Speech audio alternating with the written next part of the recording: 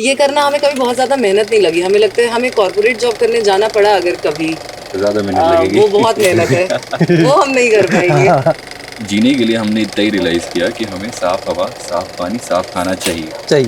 ये ज़रूरत है, बेसिक नीड्स है। बेसिक नीड्स है कि इवेंचुअली टेक्नोलॉजी ही वो हेल्पिंग टूल होगा जो इवन खेती को भी ऑप्टिमाइज़ करेगा और शायद आने वाले टाइम में इसको सस्टेनेबल बनाएगा।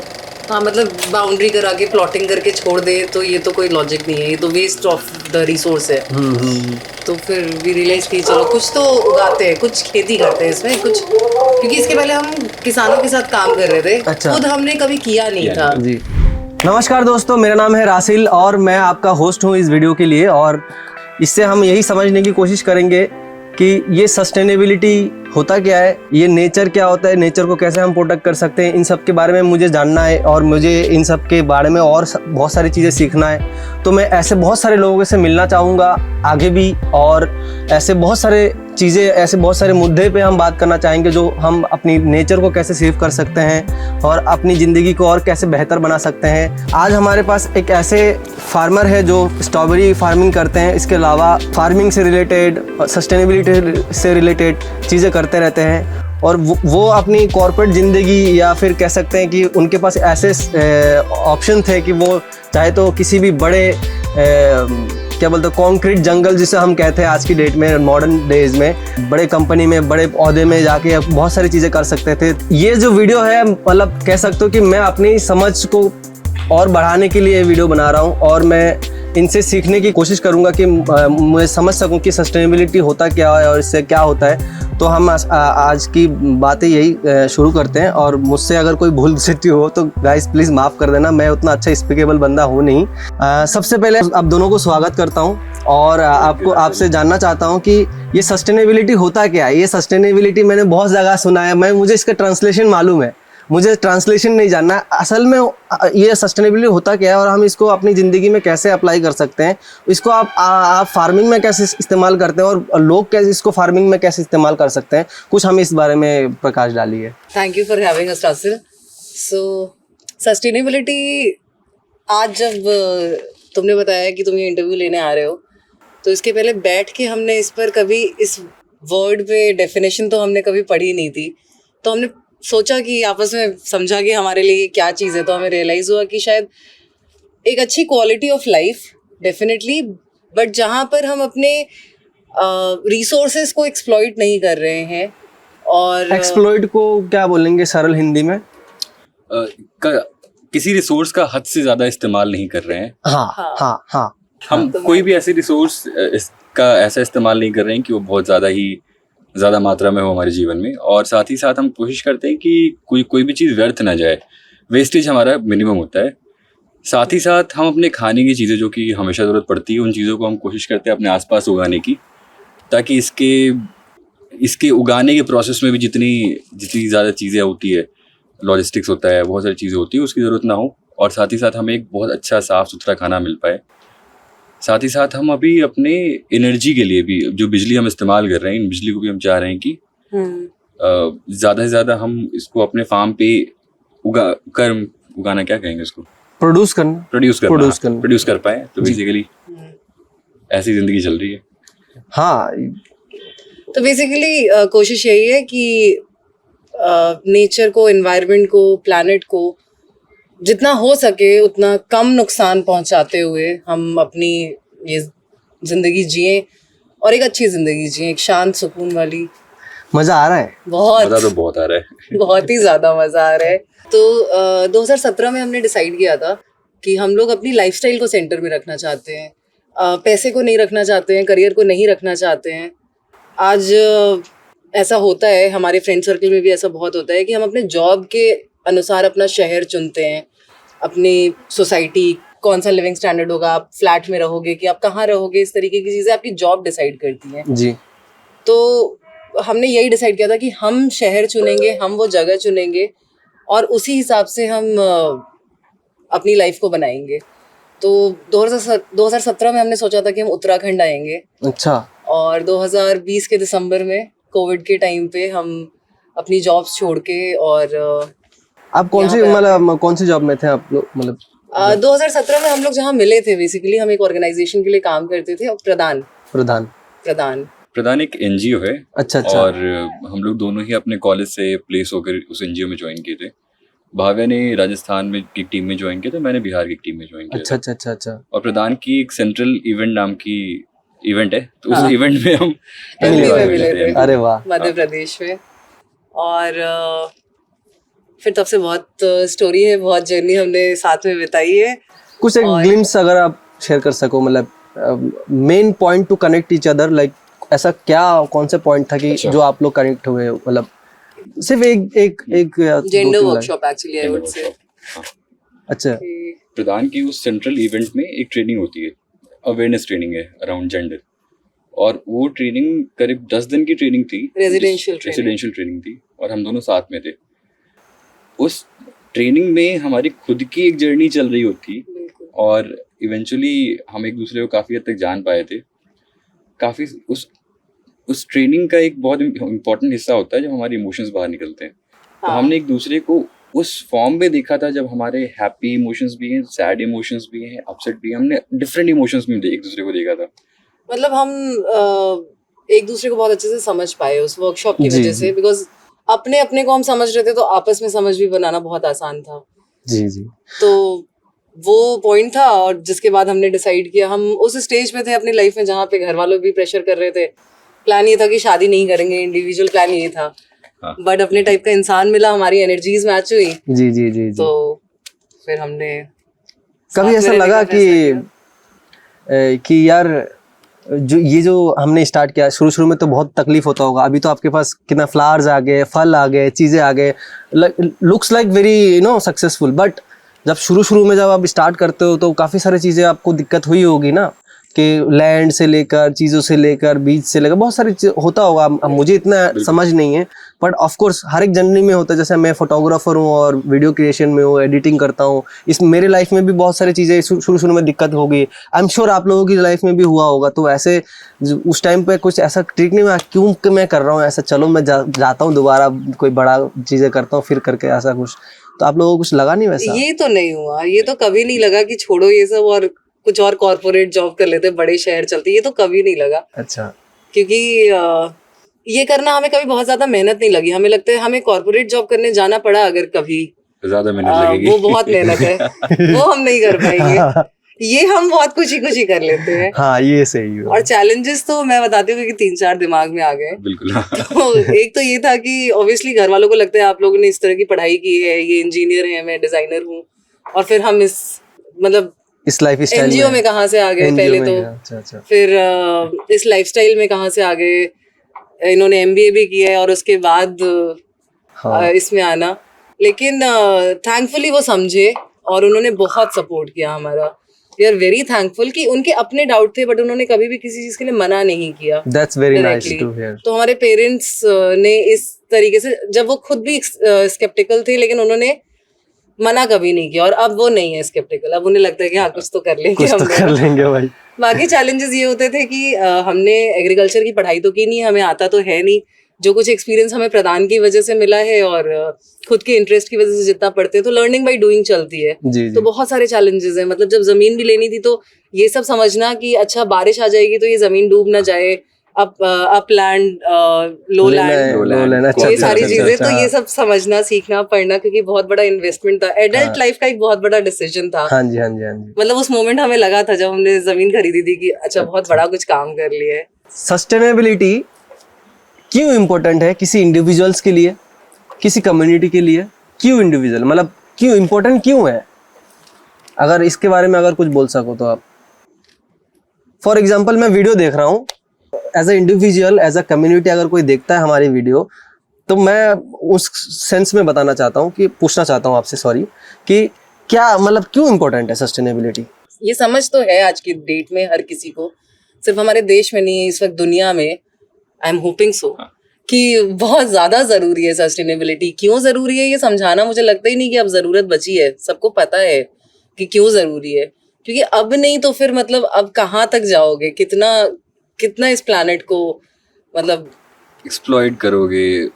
कि सस्टेनेबिलिटी सुनने में लगता है कि पहाड़ है, और शायद अगर हम भी हम खुद को जैसे देख पा रहे हैं, अगर किसी दूसरी जगह से देख रहे होते खुद को, तो ऐसा लगता शायद कि ये बहुत मुश्किल है, बहुत कितना ही डिफिकल्ट है, क्या कुछ छोड़ के करना पड़ा होगा या फिर कितने हाँ कॉम्प्रोमाइजेस सैक्रिफाइसेस करने पड़े होंगे। ऐसा नहीं होता है एक्चुअली। अगर आपको इस चीज में इंटरेस्ट है ना, आपका माइंडसेट इस तरीके का है, इवेंचुअली जीने के लिए हमने इतना ही रियलाइज किया कि हमें साफ हवा, साफ पानी, साफ खाना चाहिए।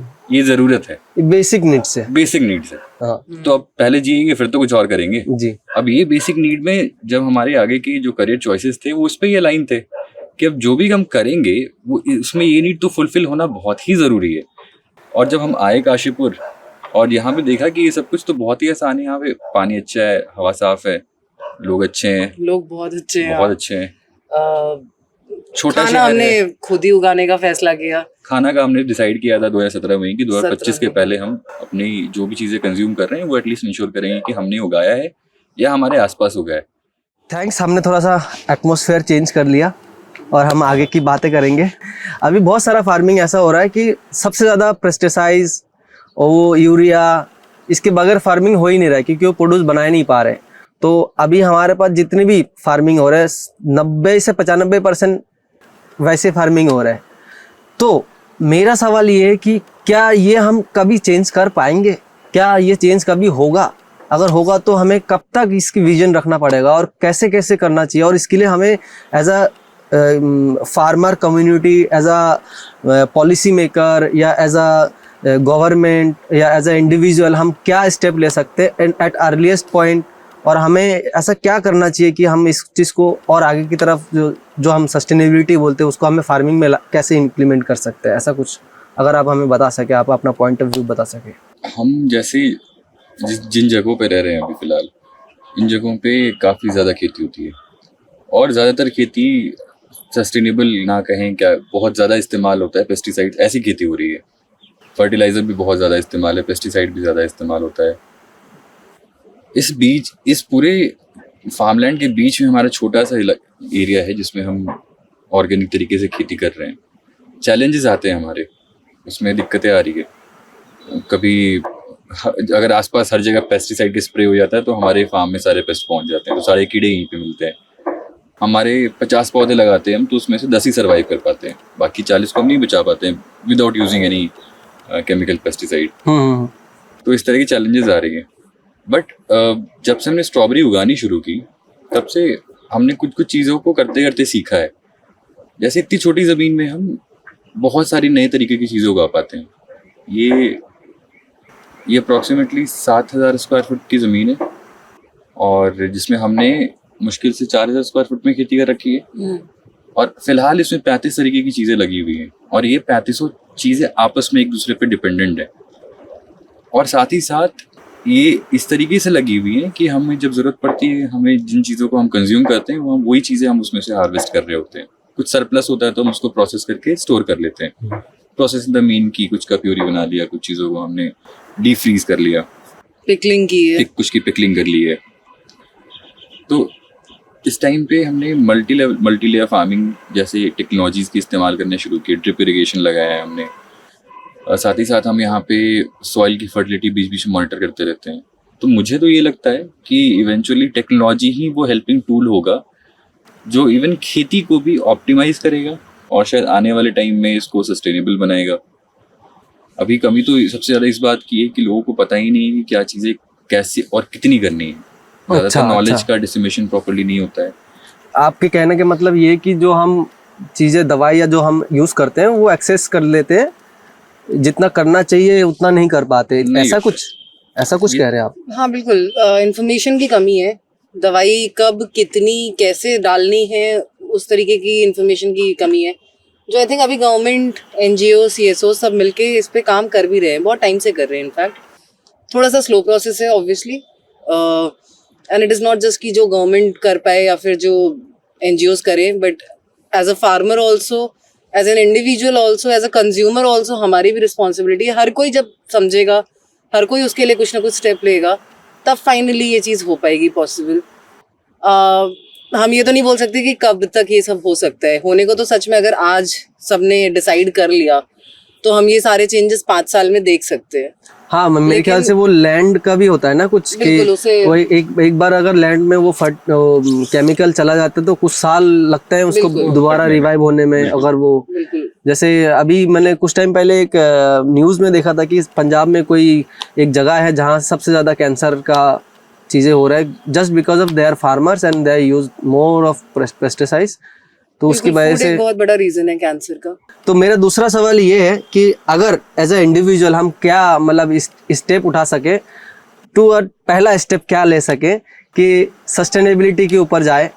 बहुत सारी चीज़ें अभी मतलब लोग कहते हैं कि मैं उत्तराखंड में हूँ तो मैं उत्तराखंड की बात करना चाहूँगा कि हर जगह प्लास्टिक बैन है, बिल्कुल है ना।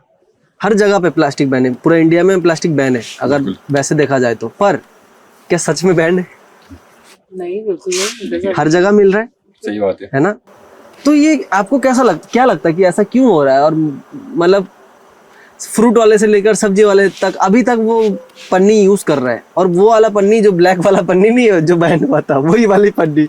मैं डे बिफोर यस्टरडे कोई मैं कुछ सब्जी फ्रूट लेने गया था मतलब तो इफ्तार के लिए, तो वो बंदा भी ब्लैक वाला पन्नी दे रहा है। मैंने उनसे पूछा कि भाई आप ये क्यों दे रहे हो? बोले भैया कुछ है ही नहीं, हम क्या करें। जैसे तुम पहले हमारे बताओ। हमारे फ्रेंड्स हैं दिल्ली में, इनफैक्ट बैंगलोर में भी कुछ फ्रेंड्स हैं, वो उन्होंने हमसे कुछ ऐसे ही पूछा था। तो वी आर लाइक कि the first thing that you can do is आप अपनी कुछ चीज़ें, आई नो अपार्टमेंट का कल्चर है बट फिर भी कुछ चीज़ें आप अपने खाने की उगा सकते हैं। आजकल हर अपार्टमेंट में इतनी बैल्कनी या इतना ओपन स्पेस होता है, या एज अ सोसाइटी आप उस चीज़ को मैनेज कर सकते हैं कि एटलीस्ट मिर्ची, धनिया, basic spices, basic herbs, basic condiments जो आप यूज़ करते हैं किचन में, आप वो चीज़ खुद उगा लें। उसमें एक बहुत मज़ा भी आता है, आप ज़्यादा कनेक्टेड फील करते हो। आप एक्चुअली ये फर्स्ट स्टेप लेते हो ना छोटा सा, जहाँ पे आप 4 चीज़ें खुद उगा रहे होते हो, तो आप उसके आगे के स्टेप लेना ना आपको मन करता है अंदर से। समझ रहा हूँ। ऐसा हमें तो हमारे फ्रेंड्स ने यही बताया है। इनफैक्ट मेरी फ्रेंड है ऑस्ट्रेलिया में, वो भी ये कर रही है, टमाटर उगा रही है वो वहाँ पे। अच्छा, क्या बात है, ऑस्ट्रेलिया में टमाटो उगा रहे हैं। तो नॉट बिकॉज वो खरीद नहीं सकती है, अवेलेबल नहीं है, बट जस्ट कि वो खुद से कुछ कर रही है, और हाँ। तो उसी बहाने उसे थोड़ा सा फ्रेश फूड भी मिल जा रहा है। तो जस्ट फर्स्ट स्टेप जो आप ले सकते हो, अपार्ट फ्रॉम वो प्लास्टिक और इस तरह की हाँ। चीजें जो हम सुनते आ रहे हैं, बट आज के टाइम में जो हमारे फ्रेंड्स प्रैक्टिकली कर रहे हैं, मैं वो बता रही हूँ। और दूसरा मुझे एक लगता है कि जो हमारा वेस्ट है ना, वो उसके लिए हम बहुत ज़्यादा कॉन्शियस नहीं है। तो बहुत एक इजी और काफ़ी इम्पैक्टफुल सोल्यूशन है अगर हम शुरुआत में सिर्फ अपने वेस्ट को थोड़ा ख्याल रखें और सेग्रीगेट कर लें। ये चीज़ें हमने अपने लाइफस्टाइल में अपनाया, आई थिंक हमें करीब 3-4 साल से ज़्यादा ही हो चुके हैं। 3-4 साल, हाँ। तो हम अपनी वेस्ट जो ऑर्गेनिक वेस्ट है वो कंपोस्टिंग कर लेते हैं। इट्स वेरी इजी प्रोसेस, और आजकल हर जगह अवेलेबल है, यूट्यूब से लेके अमेजोन पे आपको कंपोस्टिंग बॉक्सेस हर कुछ मिल जाएगा। चलो हम आगे की बात थोड़ा नीचे जाके करते हैं। यहाँ थोड़ा मच्छर बहुत ज्यादा हो रहा है। और आई थिंक नीचे भी मच्छर बहुत ज्यादा होगा। कोई बात नहीं, वो लाइट जला देंगे ना, वहाँ पर थोड़ा सा लाइट भी आ गया। अभी यहाँ पर लाइट नहीं है ना, ऊपर भी रात हो रहा था, हमें बातें करते करते शाम हो गई, तो हम नीचे आ गए दोबारा। ठीक है, तो हम अभी दोबारा स्टार्ट करते हैं। हाँ, हम इससे पहले फार्मिंग प्रैक्टिसेस के बारे में बात कर रहा था, पर वो चीज़ ना, वो कन्विक्शन मेरे को समझ में नहीं आया। तो जैसे मैंने पूछा था कि हम फार्मिंग और किस किस तरीके से कर सकते हैं, अब उसके बारे में अगर आप कुछ बता सकते थे तो, अगर उसको क्लियरिटी के साथ अगर कुछ बताओ। तुम टेक्निकल चीजें पूछना चाह रहे हो क्या कि खेती में क्या क्या चीजें कर सकते हैं ज़्यादा सस्टेनेबल बनाने के लिए? हाँ, टेक्निकली मैं कुछ बता नहीं सकता उतना ज़्यादा, जी, क्योंकि मेरा बैकग्राउंड ही एग्रीकल्चर का नहीं है। अच्छा अच्छा अच्छा, बट जो चीज़ें हमने लर्निंग बाई डूइंग से सीखी वो चीज़ें हम बता सकते हैं। जैसे हम यहाँ मल्टी लेयर फार्मिंग करते हैं, हाँ, जहाँ नीचे हमारे स्ट्रॉबेरीज उगते हैं, उन्हीं सेम जगहों पे हमने ट्रेलिस मचान बनाकर उसके ऊपर हम क्रीपर्स लगाते हैं, वो भी लतर वाली जो भी फसल है। अच्छा, जो लता करके ऊपर करके जो टांगते हैं उसको कहते हैं हम मल्टी लेयर फार्मिंग। हाँ, अच्छा, आप जब कई लेयर में फार्मिंग करते हो, नीचे कुछ उग रहा है, उसके ऊपर कुछ और उग रहा है, बिल्कुल, उसके ऊपर भी कुछ और उग और रहा ये है। सब एक दूसरे का पर्पस फुलफिल कर रहे होते हैं। जैसे अच्छा। स्ट्रॉबेरी को ज्यादा धूप नहीं चाहिए, ज्यादा गर्मी नहीं चाहिए, तो वो छांव दे रहा होता है हमारा खीरा या लौकी का पौधा। अरे वाह, तो उस और नीचे ह्यूमिडिटी मॉइस्चर भी ज्यादा रखता है, टेम्परेचर कम रखता है, तो हमारे स्ट्रॉबेरी ज्यादा लंबे टाइम तक चल पाती हैं। क्या बात। फिर हमने भिंडी में रिले फार्मिंग की थी पिछले साल, जिसमें रिले फार्मिंग क्या होता है? रिले फार्मिंग का मतलब हुआ कि हमने करीब 8 महीने तक भिंडी लगातार अपने एक पैच ऑफ लैंड से खाया था। अच्छा, तो उसमें हमने उस पैच ऑफ लैंड को 4 हिस्सों में डिवाइड कर दिया और डिफरेंट स्टेजेस पे भिंडी लगाई थी। फर्स्ट में अगर सीडलिंग है तो दूसरे में सीडलिंग से बड़ा हो रखा है, तीसरे में उससे ज़्यादा बड़ा हो रखा है, ताकि जब एक की फ्रूटिंग खत्म होती है तो हम दूसरे की फ्रूटिंग। हाँ, ताकि आपके पास एक साथ में बहुत सारा ना आ जाए, क्योंकि आप खा नहीं पाओगे उतने सारा। अरे क्या बात है, ये तो काफी अच्छा, मतलब क्योंकि आपको बेचना है नहीं, हमें बेचना नहीं है, हमें आपको खुद को कंज्यूम करना है, तो आपने उस हिसाब से फार्मिंग है। क्या बात है भाई, क्या बात है, ये काफी अच्छा चीज है आपने मेरे को बताया। मेरे को इसके बारे में कोई आइडिया ही नहीं था कि आप ऐसे भी कर सकते हो। ये हमने करके ट्राई किया और ये सक्सेसफुल रहा। हम इस बार भी भिंडी ऐसी लगाने वाले। उसके अलावा मल्चिंग हम इस्तेमाल करते हैं, पर हम प्लास्टिक मल्चिंग यूज़ नहीं करते। मल्चिंग मतलब जब आप ज़मीन पर एक लेयर बिछाते हो, जो पहले के ज़माने में पुआल वगैरह से की जाती थी। हाँ। अब प्लास्टिक की मल्च आती है ताकि आपकी नमी बरकरार रहे, घास बेकार में ना उगे। इस तरीके ये की प्लास्टिक की होती है जो मल्च हमने जो इस्तेमाल किया है, लास्ट ईयर हमने बायोडिकम्पोजेबल मंगाया था जी, सेम स्टॉक पड़ा था, इस बार भी हमने यूज़ किया। साथ ही साथ हमने रियलाइज़ किया कि ये भी तो फैक्ट्री में ही मैन्युफैक्चर हो रहा है, इसके ऑल्टरनेटिव्स हम क्रिएट कर सकते हैं। इस बार हमने एक्सपेरिमेंट किया है लेमन ग्रास की मल्चिंग से। तो लेमन ग्रास में ऑलरेडी पेस्ट रेपेलेंट की प्रॉपर्टी होती है, उस लेमन ग्रास के कारण आसपास कीड़े नहीं बैठते हैं। अच्छा, तो ऐसा भी इसको होता हमने है। जब मल्च में इस्तेमाल किया तो हमारी जो क्रॉप थी वहाँ पे स्ट्रॉबेरी, उस पर भी पेस्ट कम हो गए। अच्छा, तो ये भी ऑर्गेनिकली हमें बिना पेस्टिसाइड इस्तेमाल किए हुए हमें पेस्ट लोड हमने कम कर दिया मल्चिंग, लेमन ग्रास की मल्चिंग यूज़ करके। बहुत अच्छा लगा आप लोगों से बातें करके, और बहुत अच्छा लगा, आपने काफ़ी सारे मुझे चीज़ें बताया, अपनी स्ट्रॉबेरी खिलाया। और तो ये स्ट्रॉबेरी ही कैसे आपने चुना एज अ क्रॉप? मतलब कुछ भी हो सकता था ना, जैसे खाने के लिए तो आप भिंडी उगाते हो, पर स्ट्रॉबेरी से तो आप बेचते भी हो शायद, है ना? इसकी भी कहानी है। तो ये थोड़ा सा बताओ ना, आप क्यों स्ट्रॉबेरी ही क्यों चुना आपने? ऐसा क्यों, क्या है कि सिर्फ स्ट्रॉबेरी ही चुनना था आपको? मशरूम भी हो सकता था, क्योंकि आजकल मशरूम भी बहुत ज़्यादा उगाते लोग। तो जब हम काशीपुर आए और हमें खेती बाड़ी में रुचि था और हमारा इंटरेस्ट यही था कि हम जो भी करेंगे इसके अराउंड करेंगे आगे फ्यूचर में। और तब इस इलाके में एक टाइम के बाद हमने फाइनल डिसाइड कर लिया था कि ज़मीन खरीदना है, घर यहीं पे बनाना है। तो ये ज़मीन हमने घर बनाने के लिए खरीदी थी। जब ज़मीन खरीदी उसके अगले दिन क्या डेट था, अगस्त समथिंग, 21 अगस्त, 19 अगस्त को रजिस्ट्री हुई थी, 21 अगस्त को हम यहाँ खड़े थे, 2021। हाँ जी, 2 दिन के बाद हम यहाँ खड़े थे और हम दोनों ज़मीन को देख के सोच रहे थे इसको ऐसे खाली तो नहीं छोड़ेंगे। हाँ, मतलब बाउंड्री करा के प्लॉटिंग करके छोड़ दे तो ये तो कोई लॉजिक नहीं है, ये तो वेस्ट ऑफ द रिसोर्स है। तो फिर भी रियलाइज की चलो कुछ तो उगाते हैं, कुछ खेती करते हैं इसमें कुछ, क्योंकि इसके पहले हम किसानों के साथ काम कर रहे थे। अच्छा। खुद हमने कभी किया नहीं था जी। तो ये क्लेम करना कि हमें खेती में बहुत रुचि है और इस तरह की चीजें तब तक नहीं कर सकते जब तक आप खुद फर्स्ट हैंड एक्सपीरियंस ना ले लो। हाँ जी, हाँ जी। तो और तब हम यहाँ सुन रहे थे आसपास की कई लोगों ने स्ट्रॉबेरी की खेती की है, बट वो सक्सेसफुल नहीं हो पाया है। उन लोगों से हमारे मिलना हो गया बीच में, फिर उनसे बात हुई तो पता चला कि जिन तरीक़ों से उन्होंने खेती की थी उसमें बदलाव अगर थोड़ी की जाए तो हमने रियलाइज़ किया कि यहाँ पे शायद कर सकते हैं, और उसी दिन हमने डिसाइड कर लिया और फिर स्ट्रॉबेरी लगा ली। क्या बात है। अब ये तीसरा साल है और हम तो मज़े में इसको आराम से खेती भी कर रहे हैं, खा भी रहे हैं, एंजॉय भी कर रहे हैं। क्या बात है। और इसके बहुत सारे प्रोडक्ट्स बना रहे हैं, बहुत सारे एक्सपेरिमेंट कर रहे हैं और लोगों को फ्रेश अच्छी स्ट्रॉबेरीज खिला रहे हैं, इसकी सबसे ज़्यादा खुशी है हमें। हाँ, मतलब इनफैक्ट मैंने भी कई बार खाया, आपके पास से लेके भी गया था। और मेरे को एक चीज़ और जानना था, मतलब अब ये जो प्रोडक्ट बोले थे, इसका क्या कुछ बाई प्रोडक्ट्स वगैरह आप बना रहे हो, क्या आप बना रहे हो, कुछ बताओ। हाँ, फर्स्ट सीजन में हमने इसकी जैम, स्मूदी और चॉकलेट डिप्ड स्ट्रॉबेरीज जो ऑलरेडी चल रहा था मार्केट में वो था। सेकेंड ईयर में हमने इसका अचार और पापड़ ट्राई किया था। अचार और पापड़, स्ट्रॉबेरी से पापड़? हाँ, वो बहुत बुरा बना था। वो एक्सपेरिमेंट हमारा फेल्ड एक्सपीरियंस था, बट अचार हमें बहुत अच्छा प्रोडक्ट मिल गया, जिसको अब हम डेवलप कर रहे हैं और ज़्यादा, और उसके ऊपर काम कर रहे हैं। अच्छा अच्छा अच्छा। एंड उसके अलावा और क्या प्रोडक्ट्स हैं? चॉकलेट स्ट्रॉबेरीज बनाई थी हमने जो काफी लोगों को पसंद आया। विनेगर भी डाला है हमने स्ट्रॉबेरी का। हाँ, स्ट्रॉबेरी का विनेगर अंडर प्रोसेस है कि वो वेस्ट ना हो कुछ भी। इवन जो स्ट्रॉबेरी लास्ट में बच जाती है तो सिंस इट कंटेन्स स्टार्च तो it can always be used to make wine, make ethanol, जो भी बनाने बना। अच्छा, उससे बहुत सारे इथेनॉल भी बन सकता है। हाँ, इथेनॉल एंड इवेंचुअली एसिड। अभी फिलहाल तो हम लोग इसके विनेगर बना रहे हैं, स्ट्रॉबेरी विनेगर। और आपका आगे का क्या प्लान है, कुछ ऐसे इस टाइप, मतलब फार्मिंग से रिलेटेड, और या फिर कुछ अपने खुद के इनिशिएटिव से रिलेटेड, क्योंकि आप बहुत कुछ करते हो, ट्रैवल भी करते हो, चीज़ें भी करते हो, लोगों को प्रमोट भी करते हो, एनजीओ में साथ भी जुड़े हुए रहते हो, और क्या बोलते हैं स्टार्टअप्स के साथ भी जुड़े रहते हो, बहुत ज़्यादा एक्टिव भी हो चीज़ों में। तो आपका कुछ प्लान्स बताओ हमें, क्या हम मैं एज अ पर्सनल रासिल ऐसा क्या एक्सपेक्ट कर सकता है आपसे एज अ फ्यूचर में, आप क्या सोच रहे हो, कुछ अगर आप कुछ ग्लिम्स बता सको। नेक्स्ट हमारा एक प्रोजेक्ट है, तुम बताओ। कौन वाला? वो फार्म टू प्लेटो? हाँ। हाँ, सो अभी हम प्लान कर रहे हैं, हमारे एक फ्रेंड है उनके साथ मिलके जो मल्टी लेयर फार्मिंग की हम बात कर रहे हैं। तो अभी तो हम 2 और 3 लेयर फार्मिंग भी कर पा रहे हैं एक्चुअली। अब हम चाहते हैं हम इसे 4 लेयर फार्मिंग करें। तो वो 4 लेयर फार्मिंग कैसे इंटीग्रेट होगी अभी हम भी श्योर नहीं है, बट उस पे R&D चल रहा है। हाँ, उस पे चल रहा है। और खास बात ये कि इस लेयर्स ऑफ फार्मिंग में हम यूज करने वाले हैं पेड़ों को।